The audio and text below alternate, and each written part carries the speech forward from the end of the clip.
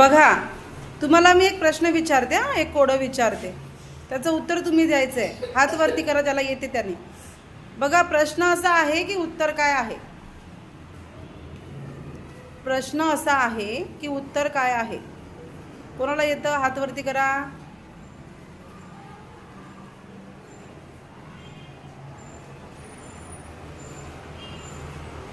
येतं नाही येत. काय आहे उत्तर? पूर्व. पूर्व काय? उत्तर. दक्षिण. उत्तर. हां, दक्षिण.